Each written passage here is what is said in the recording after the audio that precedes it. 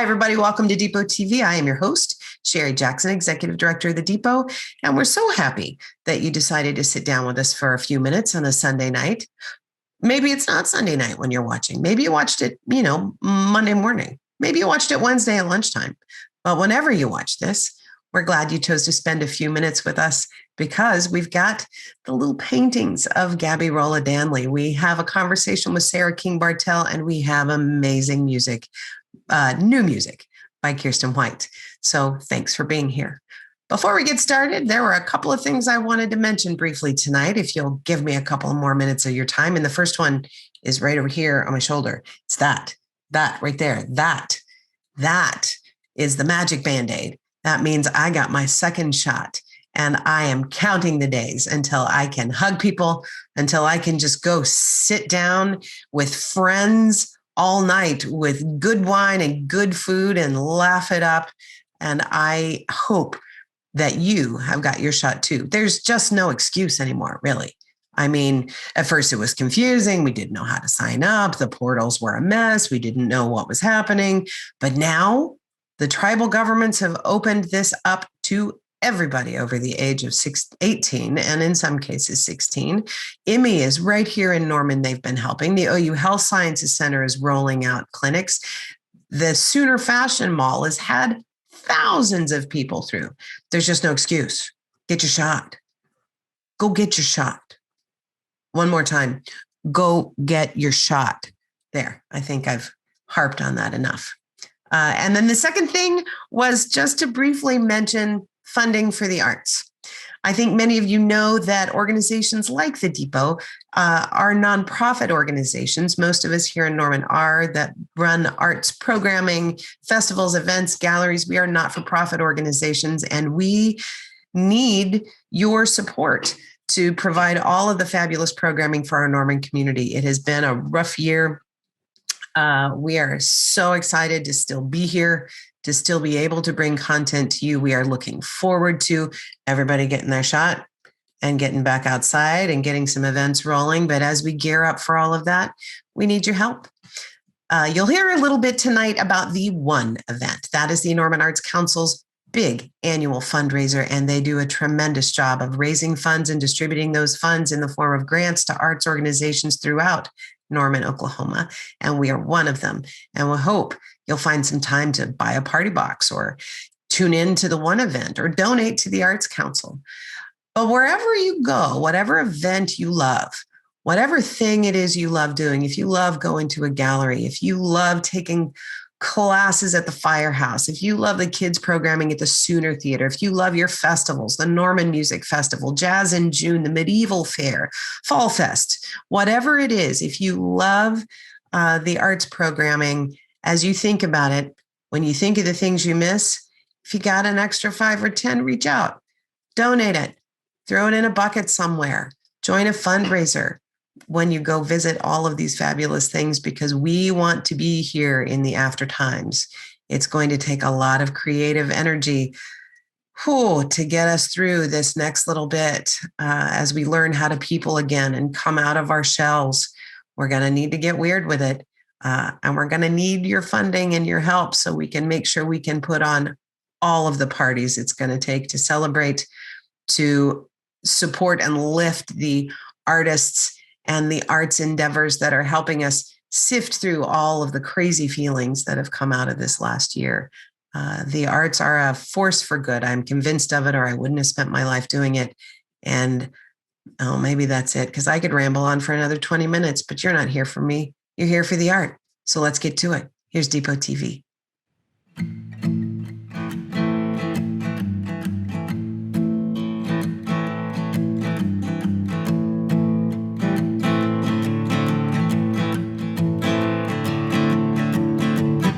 When we hit the road, I guess we should have known that we wouldn't get to ever unpack.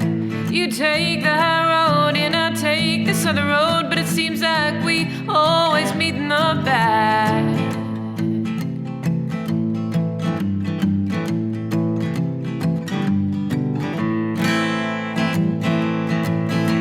It started off in summer, yeah, it started off so strong. We started off with some of our very best songs.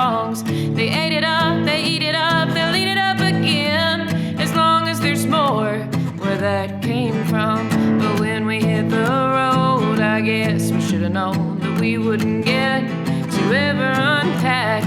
You take the high road and I'll take this other road, but it seems like we always meet in the back, singing the great temptations of life. They're right under my nose. The expectations of my profession that feel so low, low, low, low, low.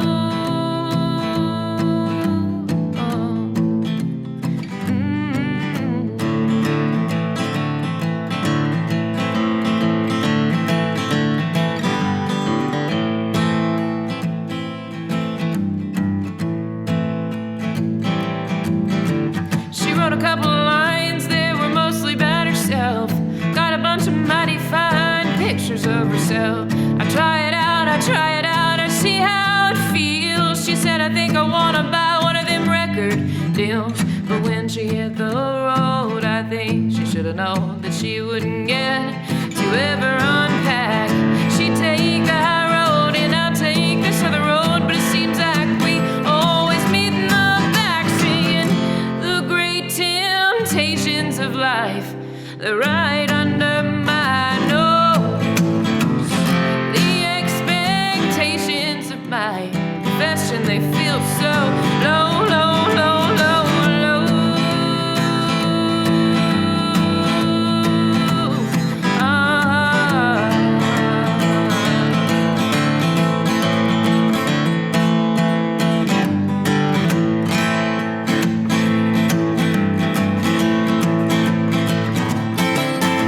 Have you ever seen the desert with kaleidoscope eyes and twisted up everything you broke in your life? I'm looking through to see, is this really all that it's gonna give me? But when I hit the road, I guess I should've known I wouldn't get to ever unpack. You take the high road and I take this other road, but it seems like we always meet in the back, singing the great temptations of life are right under my nose. The expectations of my profession feel so low, low, low, low, low.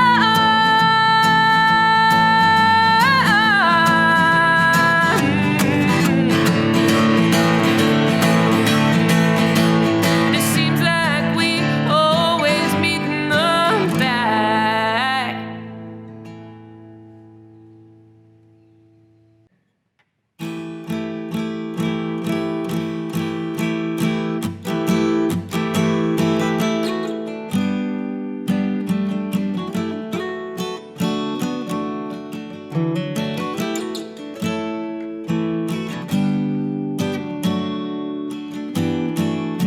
It wasn't worth a call. Now was it worth a letter? A look in the eye or a chance to pack? You forsake it all to make yourself look better. And I never want you back. And I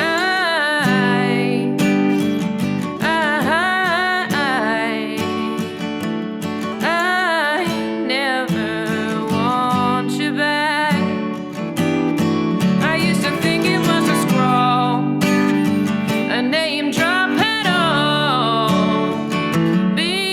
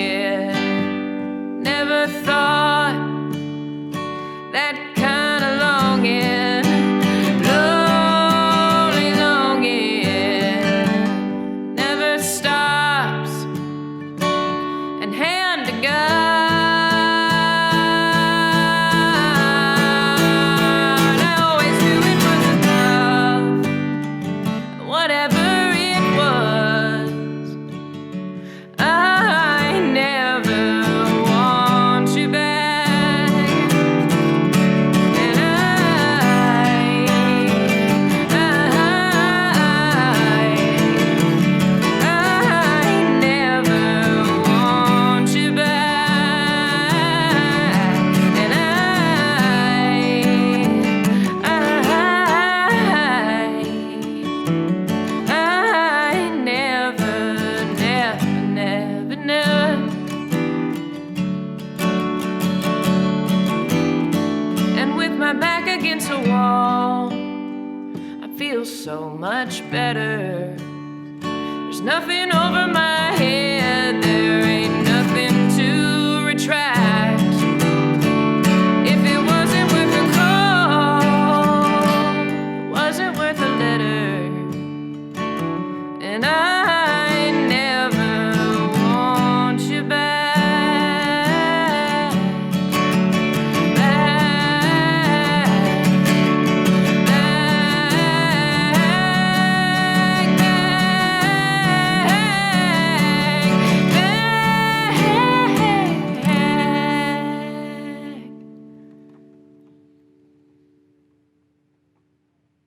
Hi, guys. It's me, Sherry. And guess what this is? It's a commercial. Actually, it's a commercial for commercials. We have time on Depot TV and space, and we need some partners to help support Depot TV and keep it going. But you know what we got? We got this platform and audiences every week. And if you sell a thing or provide a service or just want to support us and say thanks, or if you have a shout out or something you want people to know about, you could become a partner in the Depot and have some commercial time of your very own. So give us a call at 405-307-9320 or email us at office@normandepot.org and find out how this commercial space could be your commercial space. Thanks.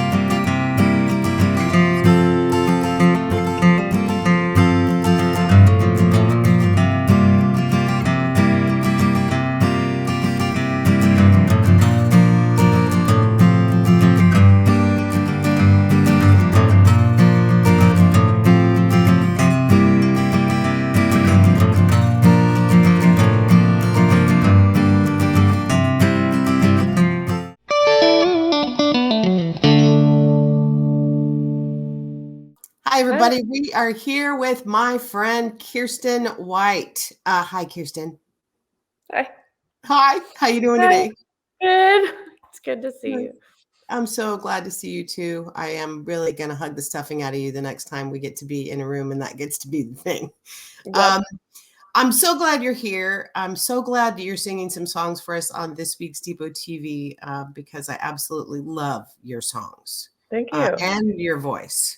But first, I wanted to ask you, or, just for our audience who may or may not know you, to talk a little about you. One of the questions I always ask is, are you a transplant Normanite or a born and raised Normanite? I'm from Bethel Acres, so it's not very far, kind of by Shawnee. There you go. But I've lived in Norman since I went to college when I was 18 years old, so I've lived here a while. There you go. Off and on, once or twice. Off and on. It happens that way. I like that old joke. All roads lead back to Norman. It's everywhere's pretty much the same, but Norman is where my people are. Yeah, I find that too. Norman's where my people are. You write great songs, but I also wanted to let people know about some other really great things that you do. I first met you because I was executive director at Cimarron Opera and I needed a graphic artist, and you showed up and you were freaking spectacular. Thanks. How long did you do that? For a couple of years. Yeah, I actually didn't have my degree in graphic art, and a friend just taught me kind of how to do it, and I've been self-taught ever since. But I love that. All of that was self-taught? Pretty much. I mean, I didn't go to school for it. I did have a friend that taught me some stuff in my first job as a graphic artist that I was not qualified for. But since then, I've been self-taught. Yeah. Right on. And then in between the music career, which we'll get to in a hot minute, then you decided to become a nurse. Yep. How did that come about? Right before a pandemic. Cool. It's all good. Yeah. What drove that choice? Oh, I've always really liked science. And I used to want to be a pharmacist, but that didn't pan out. That was a little too much school. And so I just decided to become a nurse. I don't know. I worked at the VA for a little bit, just helping out, and I saw the nurses and I thought that would be really cool and something I like. So I did. Yeah. And then you became a nurse, and then there was a pandemic. Yep, and I'm in the ICU, so it's been a terrible year. Yeah. But things are looking better now. We have shots. They seem to be helping. No, we have shots. We have shots, and there's an end. And I hope numbers are down at your hospital. And I would be wrong if I didn't just take a minute to say thank you for going through hell and back, for trying to help it all stay on the rails and help as many people. I can't even imagine what that must have been like for you. You're welcome. There you go. We can leave it right there if we want to, and that's fine. Yeah. So now let's talk about music, because the best thing that you do, not that saving lives isn't pretty best, because that's pretty amazing. But I absolutely love the songs that you write. I love your voice. I love the way you perform. I love watching how you connect with an audience. Tell me when you started doing all of that. Were you always playing? Oh, no, I started when I was, it was after high school. I was probably about 22 or 23. Yeah. My brother played at that time, and he had a cool punk band when I was in high school, and I always wanted to do that. And and then I just started doing it. Then you started doing it. And did you always, from the beginning, did you always write your own songs, or did you, I was a poet before that. Well, I never did any readings or anything, but I had just a blog, and I wrote a lot of poetry. So it was pretty easy transition just to stick some of those into music. Okay, so then that leads me to my next question. I wanted to know how these beautiful songs come about. Do you start with lyrics? Usually, yep. You do? Mm-hmm. And then you figure out a good chorus or a hook or something, and then I'll just walk around the house with a guitar and try to write a good melody. Mm-hmm. Okay. All right. And do you start with whatever piece of the song comes to you first? If you start with a good chorus, then you'll just figure out the chorus and then figure out where the verse goes from there? Yeah. And, or sometimes if I have just a whole bunch of word vomit kind of verses and I don't have a chorus, I'll just pick the catchiest phrase anywhere in there and repeat it a couple times, and then there's the chorus. That's usually how I do that. Right on. Do you have a favorite? Do you have some songs of yours that you're like, man, that one? Or are they like children? You just love them all? They're all my children. They're all my precious children. I like my new stuff a lot, but that's because it's new. Sure. I can't wait to hear it. Are you working on an album, or are you just working on some songs? Me and Kyle are working on, at his home studio, I'm recording some new songs. And I think I'm going to do some kind of digital release pretty soon with those. I love that. And it's so poppy and it's like springy. I really enjoy it. It's the happiness that like I need to sing. Yeah. Right now. Yeah, just to make myself happy. Sing yourself happy. I like it. I like that a lot. Yeah, Kyle was telling me a little bit about that earlier, that you guys were working on a couple of things. I'm very excited to hear them. And I can't thank you enough for giving us some songs. Are some of the new songs going to be a part of this episode? Yeah. Yay! Yep. Mm-hmm. Okay. I recorded both of them. Excellent. Well, then I have to say thank you for that. And I appreciate you being here. And thank you so much for being you and amazing. All right. I think that's it. Everybody, Kierston White. She's amazing. Stay tuned for those amazing songs. Thanks for being here. Thank you. Hi, guys. It's me, Sherry. And guess what this is? It's a commercial. Actually, it's a commercial for commercials. We have time on Depot TV in space, and we need some partners to help support Depot TV and keep it going. But you know what we got? We got this platform and audiences every week. And if you sell a thing or provide a service or just want to support us and say thanks, or if you have a shout out or something you want people to know about, you could become a partner in the Depot and have some commercial time of your very own. So give us a call at 405-307-9320 or email us at office@normandepot.org and find out how this commercial space could be your commercial space. Thanks.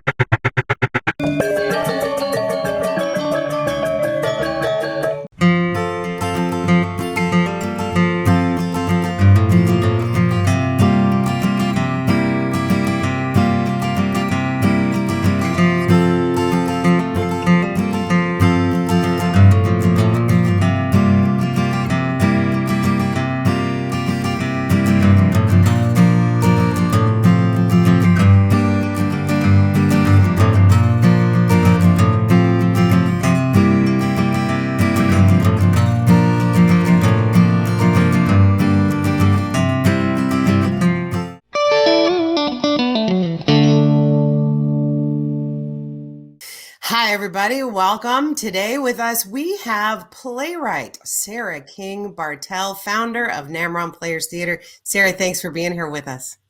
Hello. It's wonderful to be on the Depot TV. Thanks for having me. So happy to have you. Vaccinated, first shot down, right? It was a magical morning, and I am just counting down the days until I can get that second one over with and just count it done. Yes. So excited for you. Thrilled. Had to mention that, because I'm so excited for everybody. Every time I hear somebody I know has got their first shot, it's like, oh, we are one step closer, people. I highly recommend it. It's a good feeling. Right on. Well, I'm glad you're here because I wanted to talk to you about the work that you've done, your journey as an artist and a playwright, the company that you founded that is now off and running under new management. There's so many things. So let's start with fine arts. How did you become one of the wonderful weirdos? I mean, growing up in Norman, it's a big old weirdo collective. So I had a good time experimenting, playing around with a lot of different arts. I took dance lessons at Hot Tap School of Dance on Main Street, which is now the Moon Sushi, where I love to eat. And, you know, I took art lessons at Firehouse and just got exposed to a lot of the different things. I got to try and figure out what I liked and what I didn't like. And I always knew I loved to write, and really got exposed to playwriting during Aegis English class in high school, because we all had to write plays, and that was something everyone in the class had to do. And I really took to it, and it was kind of a revelation of, oh, this is just, you know, I love having conversations in my head, and that's what playwriting is, just writing down those imaginary conversations and tweaking them just right. So I was really, really grateful to have stumbled upon that in high school, where who knows how long it would have been since I could be exposed to something without that in my public school system. And then I went off to college in Missouri to a very small school called Drury University, and was able to study theater, writing, and English while I was there, and had a good time kind of customizing my own track.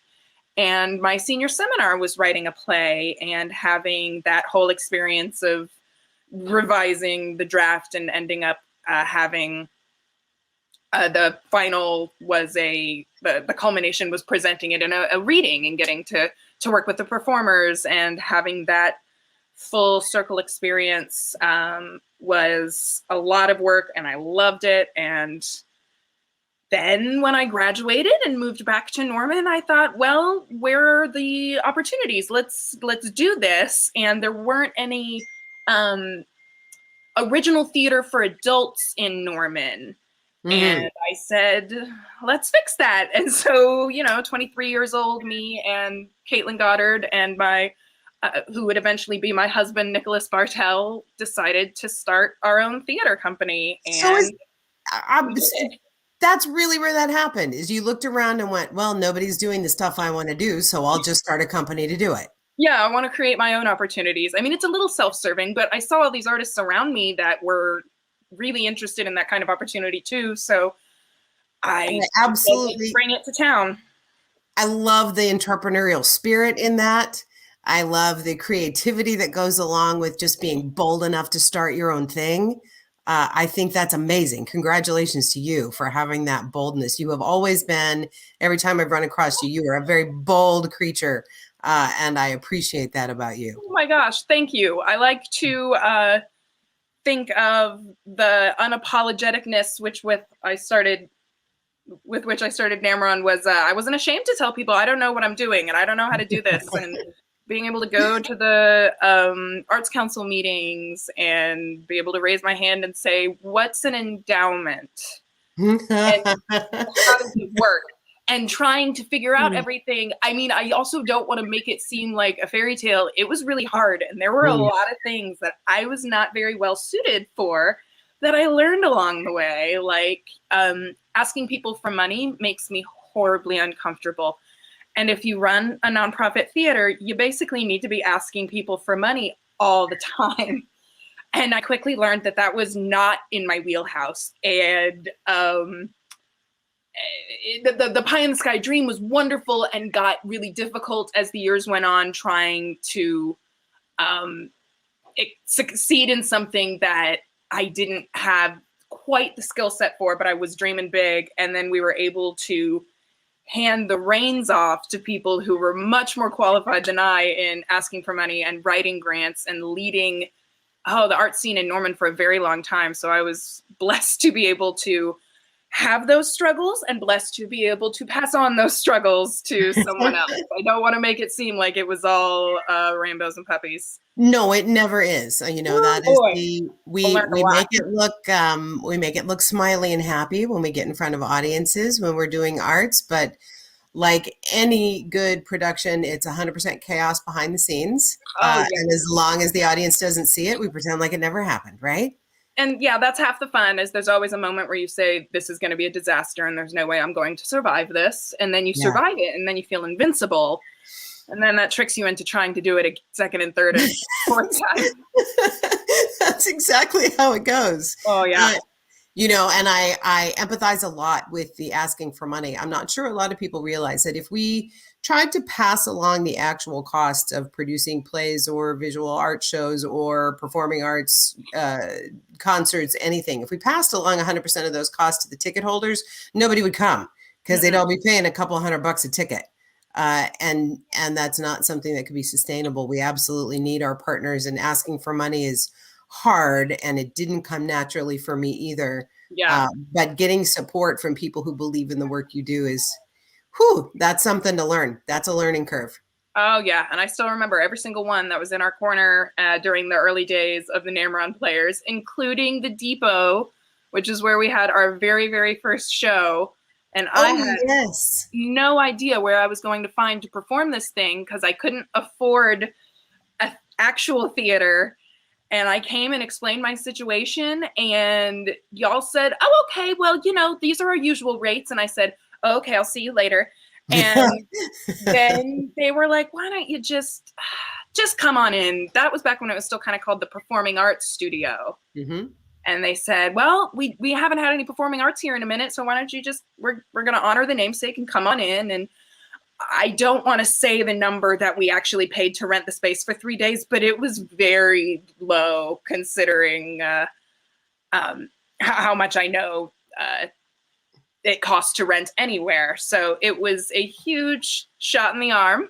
Hey. Hey. Huh? See what you did there. It was a huge amount of support for our very first show, and we didn't even know how this thing was going to work. And then we were able to have it in somewhere that was so nice and supportive and really lent itself to the production. I thought it looked really good in there. Well, I think we have a clip of it, so let's keep talking, and we'll run that clip in the background to see what it looked like to stage a show in the Depot. Yes, this was kind of found space. It was an outdoor exterior in front of a building, and I have this sad homeless girl character who is very lost, and I was able to build the only piece that was needed, you're going to see in a second, is a phone box, a payphone box, which I don't think people even really would use anymore. There it is in the corner. You can see I put a bucket full of cement and constructed it myself in my garage, and it took hours and hours, and I had no idea what I was doing. And then I found out online for the cost of the wood and everything I had paid to build it, I probably could have just bought one used from an antique store, a thrift store or something. Of course. I spent a few $100s building that thing, but I still have it. It is still in my garage to this day, and I refuse to throw away my little phone box. I'm very proud of it. So was this the first play that you ever got to bring all the way to an audience with actors that was yours from the beginning? The first one that I would call like professional, that wasn't involved with school, that wasn't like a school assignment. I believe so. And I had written it a few years before, and I loved the script, and it was very easy to produce, which was one of my big caveats with Namron. Is I only wanted to charge $5 for a ticket. I really wanted people to be able to go to the shows. I had a lot of friends who love theater and were never really able to go to the theater that often. So I thought I would love to have somewhere where it's really, really inexpensive to go and have a night at the arts. And so I knew that we could do it in the Depot, and I knew that it had just the 3 cast members. The performer you saw on the screen was Celia Ross, and she was a student at OU who was really excited about being in a show with a brand new fledgling theater company. And she even stuck around for a while to help us brainstorm new projects and everything. She was That's lovely. Yeah, she was a good resource. Well, that's how you got started. I think we're going to talk a little more about how you transitioned from Namron, what you're doing now, what you're doing, the writing that you've done recently. So everybody stick around, and we'll be back in a little bit with more with Sarah King Bartell. Hooray.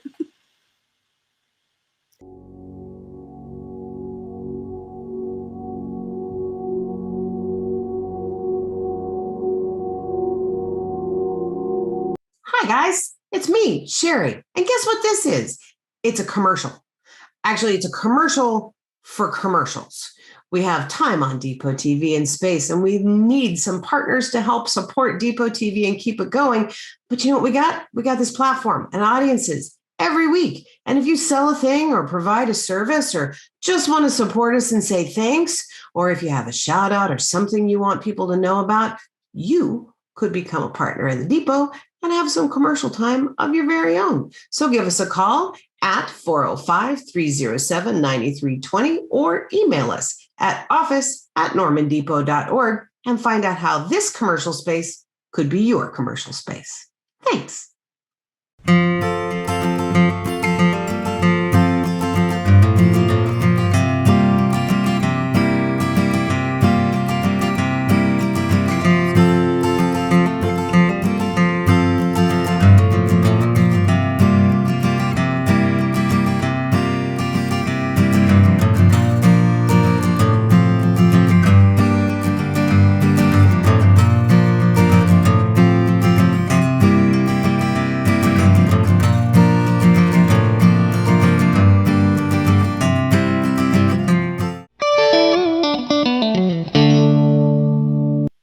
Hi, everybody. We're back with more with Sarah King Bartell. But first, let's watch a clip.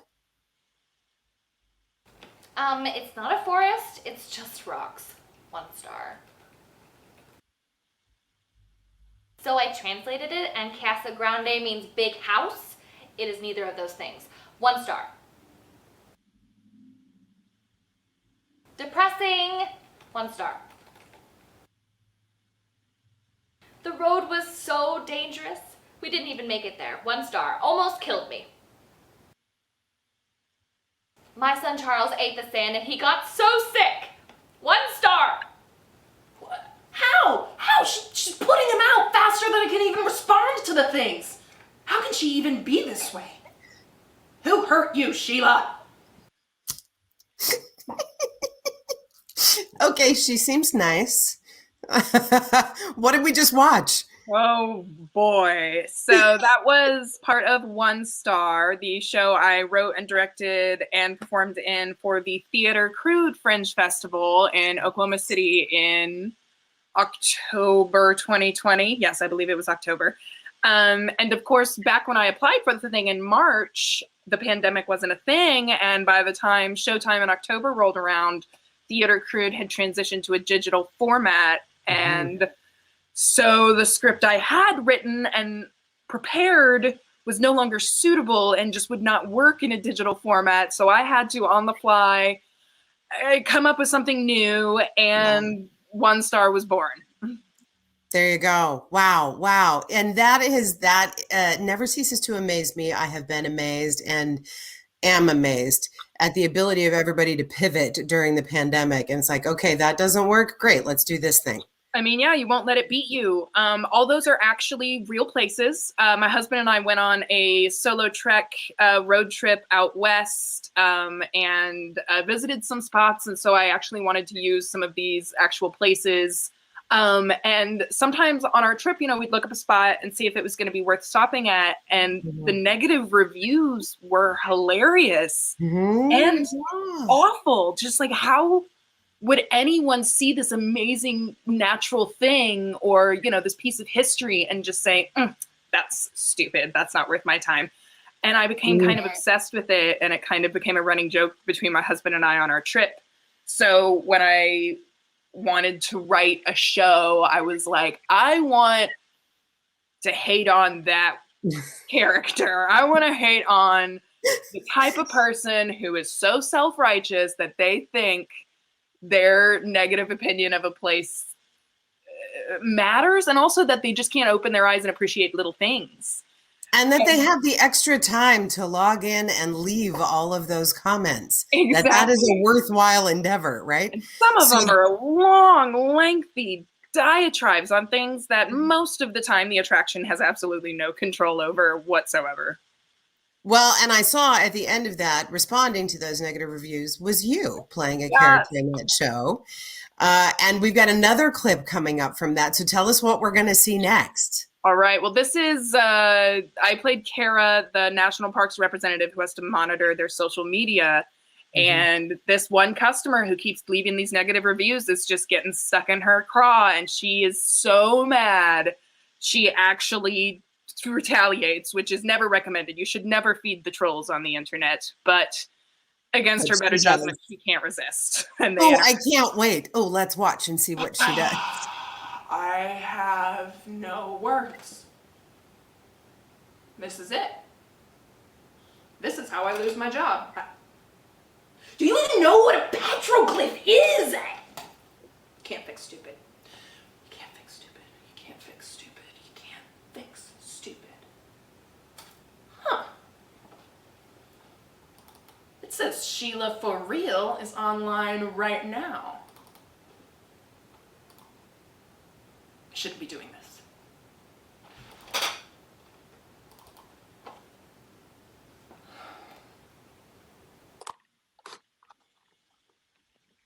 Hello? Who is this? Who are you? Hello, ma'am. This is Kara with the National Park Service. The one who's been responding to all my reviews. Yes, ma'am. That's me. Are you stalking me? No, ma'am. It is my job to respond to all the one-star reviews to see if we can make your experience with the national parks improve somehow. I'm not taking down my reviews. I'm a paying customer. And if I have a problem with your park, it's my right to say something. Why did I do this? You're right. You are absolutely right, Sheila. I just want to see if there's any way the National Park Service can guarantee that your next review exceeds 1 star. Can you give me all my refund for all my bad visits? No, I can't do that. That's not why I'm calling you today. Why are you calling me? I just need to know, what do you want? You don't seem to like anything that you've seen so far, and I just have to know, what do you want? Do you do this for all your customers? You're the very first. Well, thank you for addressing my concerns. Where would you like to start? Yay! Oh, I love it. I love it. Yes, so she actually reaches out and makes contact with the angry customer, and it doesn't, of course, at all go how she envisions. But actually, there's a little twist, and at the end, they don't hate each other quite as much by the end, and Kara is able to convert Sheila into giving the Grand Canyon 2 stars. That's fantastic. Yes. So congratulations. Congratulations on being a part of Theater Crude, and for writing the plays that you've written, and you just wrote another one. So let's start first with, you're not the executive director of Namron anymore. You have moved on, and Cheryl Martin has stepped in to take over Namron. I could not be more thrilled, because I was not going to hand our little baby Namron off to just anyone, but Norman Hammond and Cheryl Martin and Kim Bracken wanted to do a show through us, and I realized I hadn't filed any of our paperwork for that whole year, and I said, you just want to have it? You just want to take over? I trust you. I've seen your resumes. I know y'all are legit.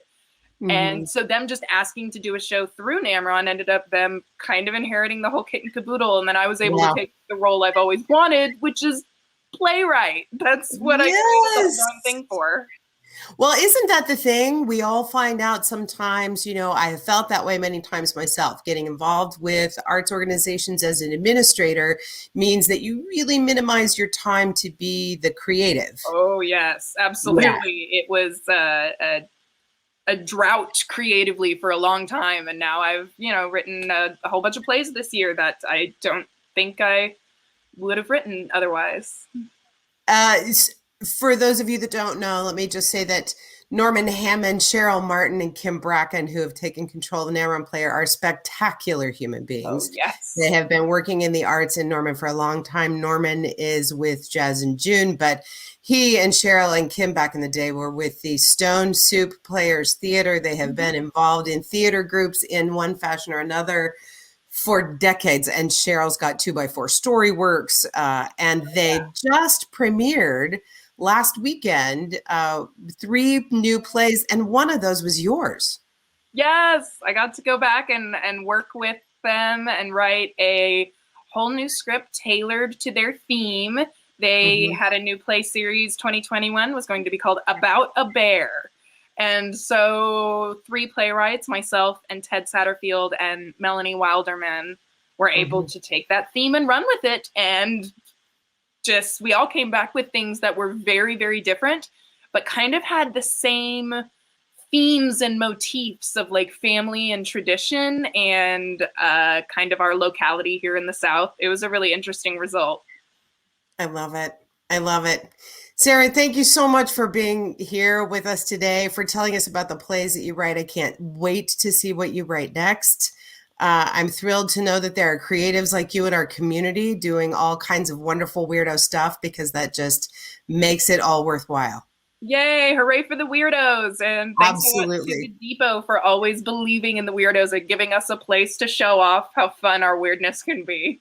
Absolutely love that we can collaborate with all of the weirdos in town. And for those of you that are interested in seeing some of Sarah's work, including the new play that she wrote, you can check out that information on the Namron Players Theatre Facebook page and find out how to see those 3 plays. All right, everybody. Thank you so much for being here. Sarah, thanks for being here. We'll see you soon. Thanks a lot. It's a pleasure. All right. Bye.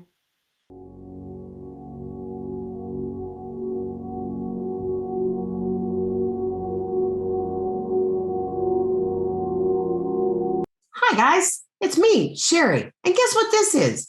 It's a commercial. Actually, it's a commercial for commercials. We have time on Depot TV and space, and we need some partners to help support Depot TV and keep it going. But you know what we got? We got this platform and audiences every week. And if you sell a thing or provide a service or just want to support us and say thanks, or if you have a shout out or something you want people to know about, you could become a partner in the Depot and have some commercial time of your very own. So give us a call at 405-307-9320 or email us at office@normandepot.org and find out how this commercial space could be your commercial space. Thanks.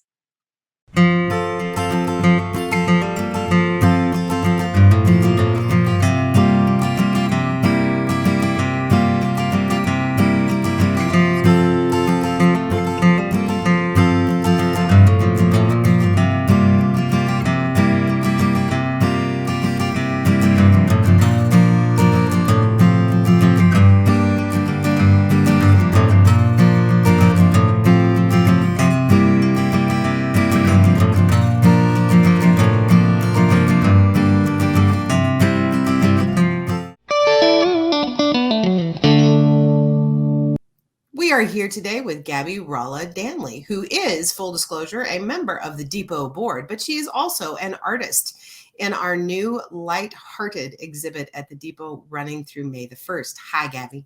Hello, Sherry. How are you? I'm doing so well. How are you? Oh, good, thank I love getting to talk to people I know, because then we're like pretending like we haven't been talking before we started an interview, and we really have. But I wanted to talk to you today. One of the questions I ask, I start off most interviews with this one just because I think it's fun. Are you a born and raised Normanite or a transplant Normanite? I am born and raised in Norman. Born and raised in Norman. Did you go to Norman High or Norman North? Norman North. Norman North. All right. Went to Norman North, born and raised here. And what are you doing now in your world? What do you do during your days? During my days, I am actually working in Oklahoma City at Urban Tea Shop. So I get to make tea most of the time, but it's a new job. So I'm also running my Etsy shop for my paintings, as well as doing commissions and some music stuff here and there. So And some music stuff. I don't think so. Besides being an artist, you are also a musician. What instruments do you play? I play guitar, mandolin, dulcimer, ukulele, banjo ukulele, bass ukulele, tenor guitar, all sorts of fun stuff. I'll All figure the something string out. If you stuff. hand me an instrument, I'll try to figure it out. So. I love it. You know, I'm the same way. I started out playing piano and I play a little guitar, but boy, the first time somebody handed me an accordion, it was real fun. It gets interesting. Yeah, I love that. Well, when did making art or painting become a part of your world? Is that something you always did or something that you came to later? It's always been a part of my world. The first time I was given a canvas, I was in first grade and it was in my art class and I felt like I had all the power in the world. I remember sitting for about probably over half of the class period and just saying, I don't know what to do on this, because I felt like there's so many possibilities. I didn't want to mess it up. And then I very quickly learned that once you paint on something, you can paint over that something if you don't like it. So I stopped. I'm sorry, go ahead. Oh, I stopped stressing about it and was able to do something. It's one of my favorite things I ever saw. There was a documentary. Somebody filmed Picasso painting when he was still alive, and he had a sort of a transparent canvas and they had the camera on the other side so that you got to watch from the other side. And what was interesting is he always starts in one corner of the canvas and he'll start to work his way around with something that's abstract, and then he'll get back to where he started and just paint over it to make it fit in with wherever he ended up. So I love that idea that a blank canvas can really become anything you want. You can start somewhere and then just paint over it when you change your mind. I love that. You are a part of our lighthearted exhibit. I'm so happy that you are. When did you start doing the small paintings that you're doing now?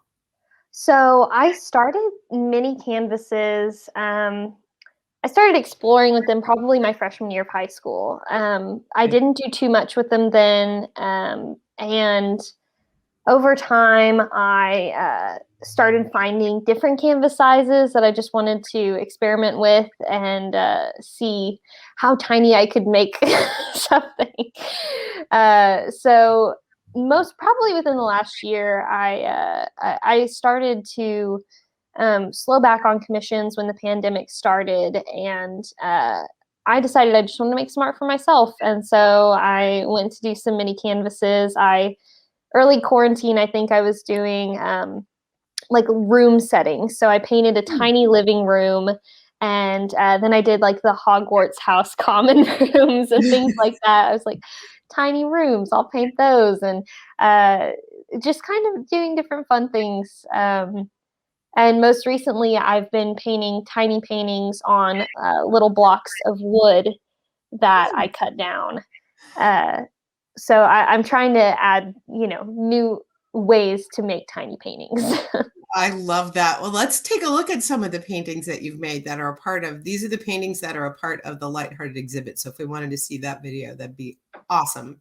And we can talk about those pieces. They're pretty cute. I love them. For me, they're very much, they're very folk art. They're really whimsical. They're highly skilled in a, like, look at that. That's one of the ones on the tiny block of wood. I just love its simplicity and its cuteness.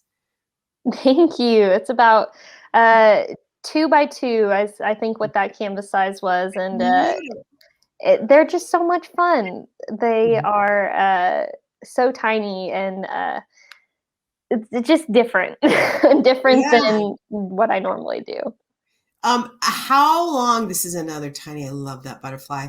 How long do you spend on a painting? Anywhere from, I'd say 30 minutes to, I've done paintings that have taken me days, like 8 hours, 20 hours. It depends on the size of the piece. Sometimes even the tinier pieces, if it's a detailed work, it'll just take even longer to do than, say even just an 8x10 would, or 11x14, one of the bigger sizes that I work with. The details in the tiny canvases can be excruciating at times. I'll bet. Like something like this one with all of its lovely contours of rocks and shading, and it's just so small. Do you ever find yourself with a painting? Sometimes when I talk to artists, it's hard to know when it's done. Like you just want to go back and add that one little piece. Do you find yourself doing that same thing? Absolutely. It's so hard to set my brush down. I'll say, okay, I'm going to be done when I have this area in a different, shade it differently, or I'll go back to it and say, no, not yet. Or, there's a big piece that I have in my bedroom. It's like a 3.5 by 4 foot painting that I did a few summers ago, and it's massive, but there is one dot of white paint in this big grassy field that drives me crazy. It's so hard to always, you can never quite tell when it's time to put the brush down. There's always work to be done. It just kind of is either a satisfaction with the painting, or I'm exhausted and I need to come back with fresh eyes, or just leave it be. Gabee, those paintings are really so sweet. I know you've got your Etsy shop. What is the name of the Etsy shop? It's Gabee's Paint Shop, no spaces or capitals or anything. I originally started with selling my paintings, doing commissioned pet portraits. So I've seen them. I've had to brand differently than custom pet paintings, but kind of put all of that under one blanket term. I'm still getting commissions for pet portraits, but I wanted to be able to sell the fun things that I did too. So nice. And you're a part of the Lighthearted exhibit. I would be a bad person if I didn't mention to everybody that they could come see those paintings at the Depot between 10 and 2, Thursday through Saturday through May the 1st. You are one of 6 artists we've got as a part of this show. And I'm thrilled that you're a part of it.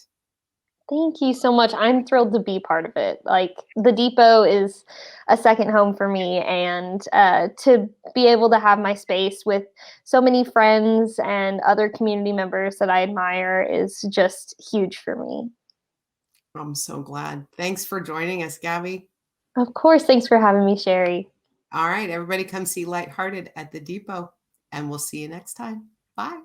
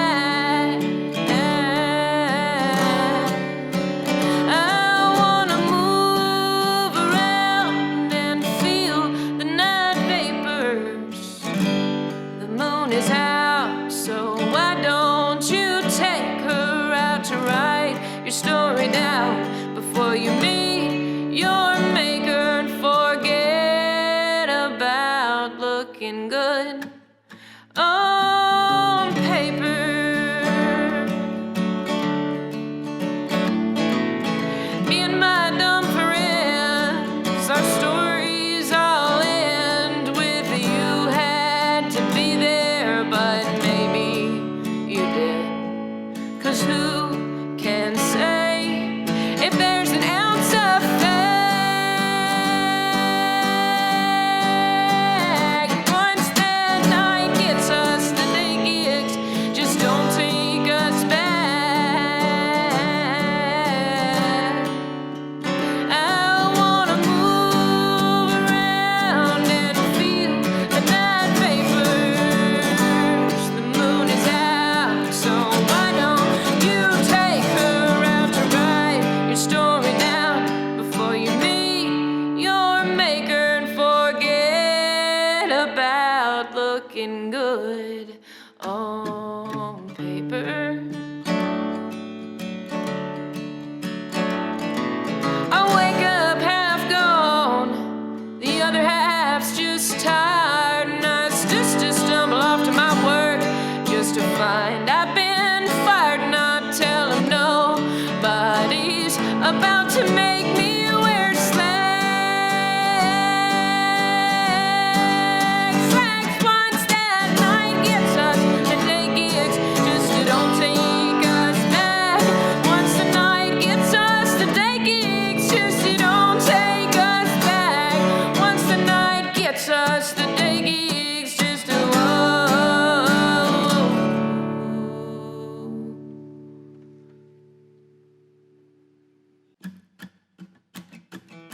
I know every hair on the back of his head. I'm bottling air of the words that he said. Yeah, he don't look back at me, but if he did, he'd see I'm getting smaller and smaller. I'm shrinking. His feet only move in one direction, the other room from what I headed. East was the best guess I had yet. Turn around, he's riding in the sunset. Gone, just like that. Gone, and that's the ride I'm on. Just like that. Gone.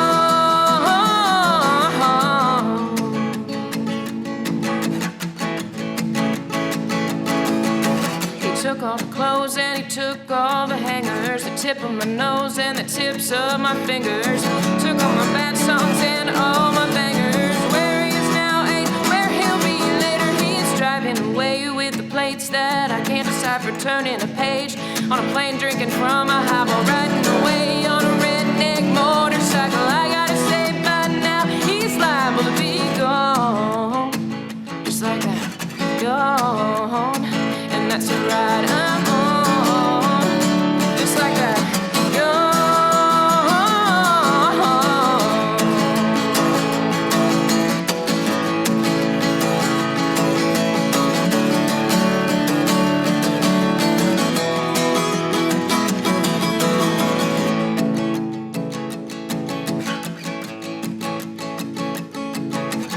I gave chase and I gave affection. I gave him some space for some self-reflection, and I gave him everything, everything, everything. Can I get anything, anything, anything? Gone, just like that. Gone, and that's the ride I'm on, just like that. Gone.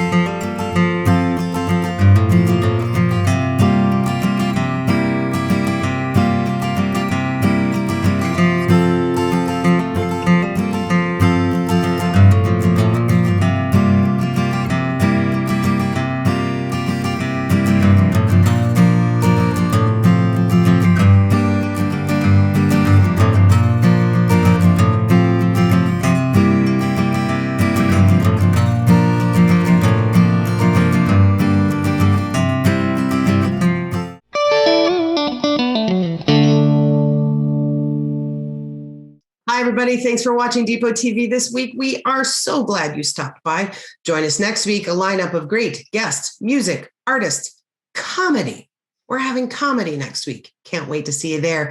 Thank you to all of the sponsors, the people that support the Depot, our fabulous volunteers, and everyone else who helps make all of the programming of the Depot happen. And that could be you. Send us an email to office@normandepot.org if you would like to volunteer or help us out, or become a member of the Depot for as little as $5 a month at normandepot.org. Thanks, everybody. See you next week. Bye.